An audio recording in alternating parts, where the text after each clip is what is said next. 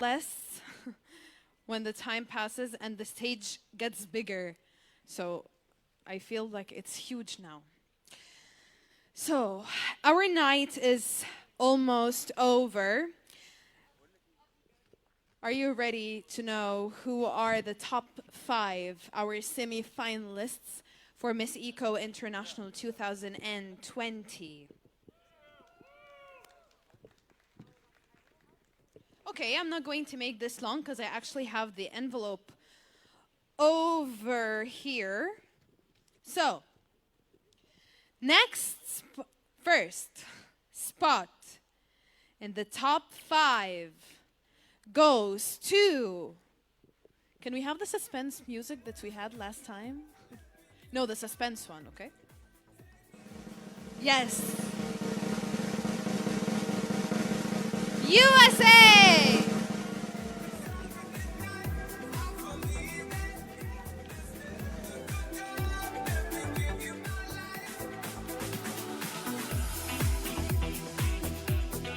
And the next spot in the top 5 goes to...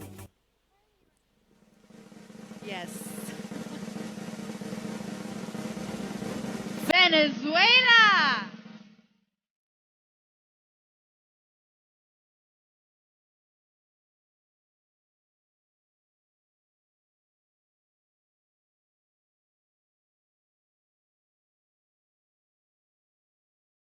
Next in the top 5 is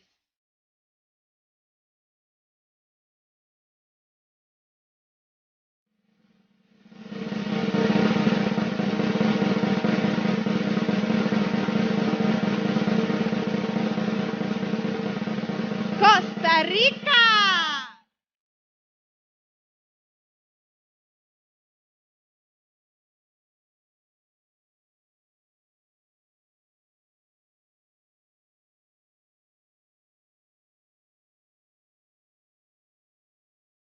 So, only 2 more spots are left in the top 5. Who do you want it to be?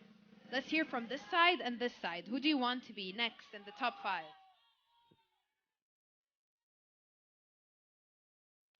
Okay, and here?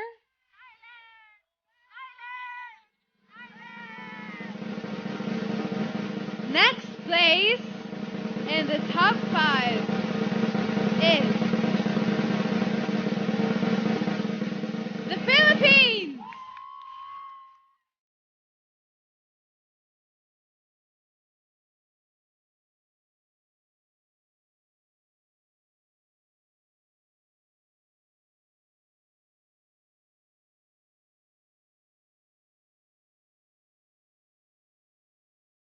And the last contestant who's going to make it to the top 5 and still have the chance to win the title and the crown of Miss Eco International 2020 tonight is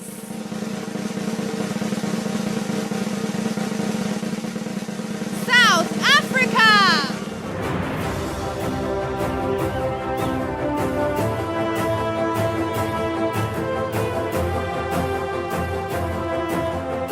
Ladies and gentlemen, we have our top 5 for Miss Eco International 2020.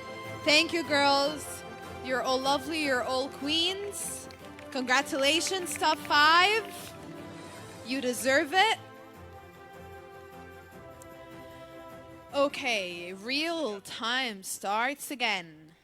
So, one more time, we're gonna do the questions.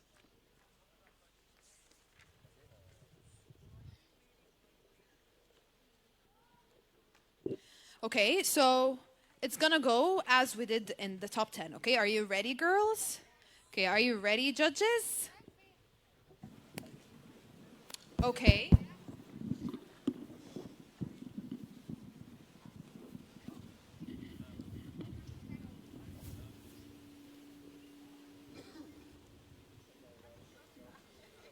USA.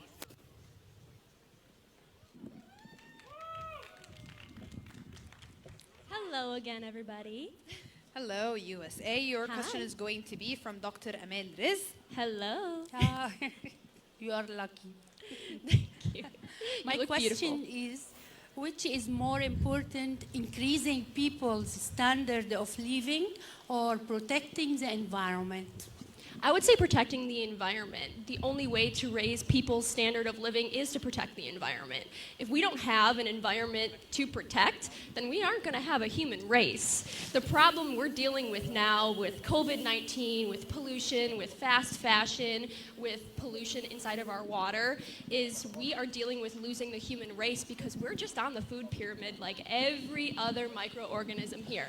So if we don't protect our earth, we won't exist. Thank you so much. Lovely. Thank you, USA.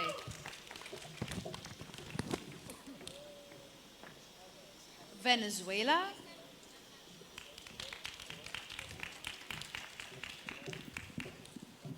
Your question is going to be from Nasima Ariwan. Go ahead. Hello. So my question for you today is, are companies more or less environmentally responsible now than they were in the past? Why do you think that is? Okay, right now I actually think that industries are not that responsible of consumption and greenhouse gas emissions because we are actually taking care of our environment. If you see, for example, the Paris Agreement and another sort of agreements such as this one, you can see how companies and member states are trying every time more to have less greenhouse gas emissions and to protect the environment, having new technologies, comprehensive technologies, and including renewable energies. So, well, thank you. Thank you, Venezuela. Costa Rica. I love how Costa Rica is pronounced, like Costa Rica. I love that. Do you say that? And do you say that in your home country? Do you say Costa Rica or normal Costa Rica? Costa Rica. Costa Rica. So I'm the one who's being extra. Okay, I'm always extra. Dr. Muhammad Ning. Hello. Who do you think is more responsible for pollution, individuals or the government? Explain. Okay, good night again. I think that the responsible for pollution, the first one will be the government because they are the one who give the rules. They are the one that authorize like all companies and all this. So I think like to change this, we have to start from the government and then all of we. I believe in teamwork, so beginning from the government and them like planning and putting like a plan to reduce pollution in our country or in the world. Thank you. Okay, thank you. Thank you, Costa Rica. Philippines.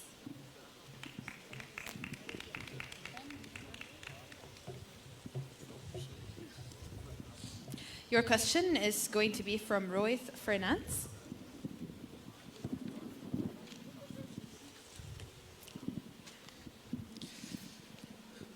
Recently, we had more violence in schools. How do you think we can make a better way to promote safety, and how many in our schools?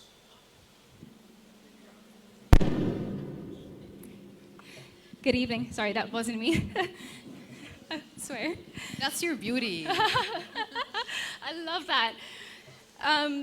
This is a really serious topic, and I'm very passionate about looking after our generation to come because they are the most important. They're the ones that are going to fix the mess that we have made in the environment and with violence too.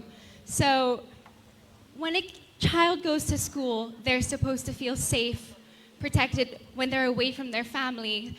And I can't imagine if I went to school feeling scared. And I've actually seen live footages of what has been happening in schools, and it just really, truly breaks my heart. Unfortunately, as the world is going through a lot of changes right now, there is violence, and the best thing that we can do right now is just to improve the security in school.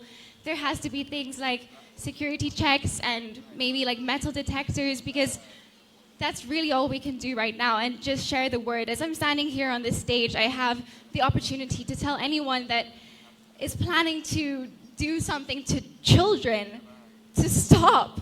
Look after our generation, please.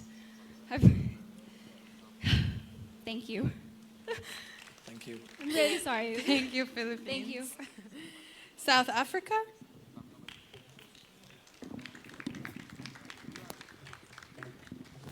So, Nasima Ariwal, one more time. Hello. So, what do you think has been the most important social movement of your generation and why? Good evening once again. The most important social movement, I would say, was for women. If women stand together, we are unstoppable.